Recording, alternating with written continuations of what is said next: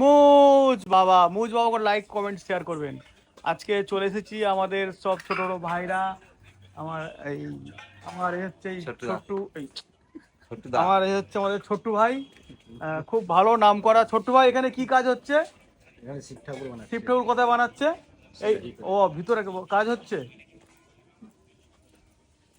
এই হচ্ছে শিব ঠাকুর বানাচ্ছে। এটা আমাদের 21শে মেলার একটা থিম, সুন্দর। আমার ছোট ছোট ভাইরা ভাইপোরা সব করছে।